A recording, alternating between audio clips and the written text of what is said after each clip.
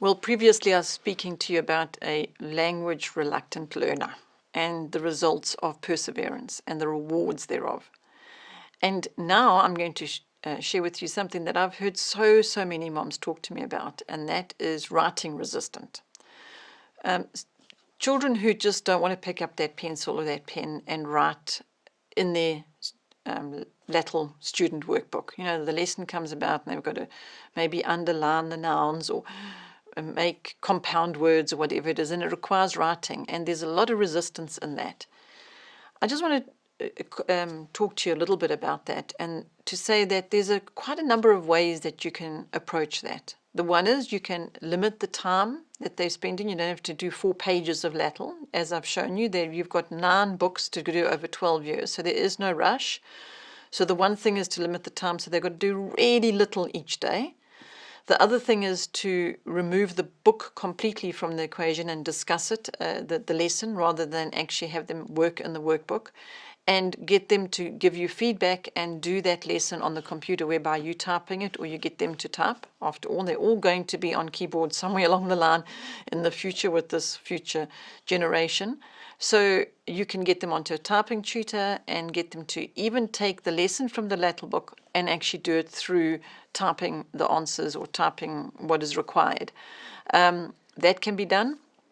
Another thing that can be done is you can give the child pencil grips or a fatter pen to use, more comfortable pen. You can see how they're actually holding that pencil to see if they're gripping it too tight and actually exhausting the muscles in their hands and arms before they've done their second word. There's lots of different approaches to being able to help this child that is resistant to writing. Okay, the key is to make the language lesson and process as enjoyable as possible. You don't want to have a child sitting there in tears.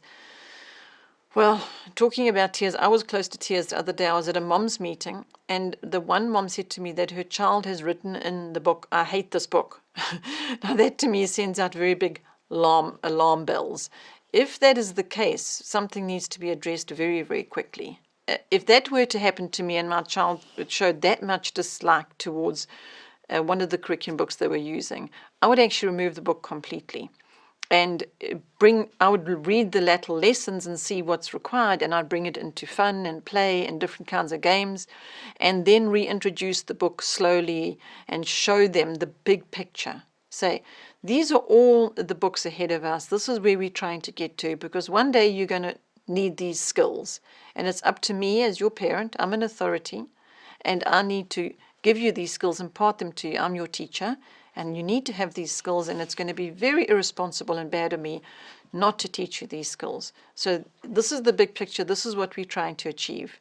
Now, let's take it one step at a time, and you just break it right down and help the child to achieve just the smallest accomplishment, and then help them to see for themselves how the rewards that come with having actually accomplished that there's something to look forward to in the book. There's a poetry section. Maybe they love poetry, or there's a research section, and maybe they want to research something that's shown them interest, they've shown an interest in. And now in the actual LLATL program, there's a research unit. And so you're going to show them that this is going to actually give you the skills on how to be a good researcher. And so, try and help them to see that there's things to look forward to in the learning process. Okay. So these are just a whole lot of variety of ideas of what to do about that resistant writer. But now I've got a very close to my heart testimony to share with you about resistant writing. And that is our daughter who had a chronic illness. She couldn't write because she had drips in her hand and every couple of weeks because she had a blood infusion. And so she couldn't write.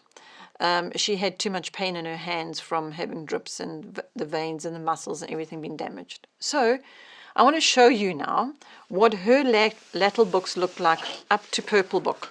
Okay, here's a purple student book. I'm going to show you she finished this student book. We enjoyed it. She enjoyed the readers that we read with it, Caddy Woodlawn and Trumpet of the Swan, and so we read the readers together. We did the literature exercises. She did this entire book. She completed this book, and this is what it looked like. I'm going to show you inside my daughter's purple book. Okay? I want you to spot and see if you can see anything written in this book. Okay? The entire book is blank, because she never wrote one word in her student purple book, yet she completed this book.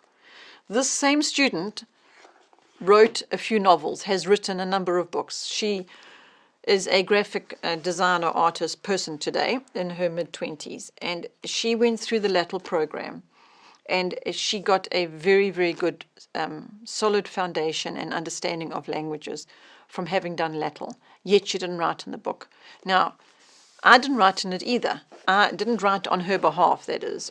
I would read the lessons with her, and we will see what need to be, and it was all done auditorily, the whole lot. Then when it went up to the next level, 10, she then started doing it on the computer by using the keyboard and typing it in. That's how she did LLATL. That didn't mean because she didn't write in the book that she didn't get the lessons, that she didn't get the experience of LLATL, that she didn't get the rich novels and the understanding of literature and advancing and all of that. And the best news of all is that she has a love for language, loves reading, loves books, even though it wasn't just a struggle for her physically, but also with special learning difficulties that she had, made it a struggle. And yet today she loves language.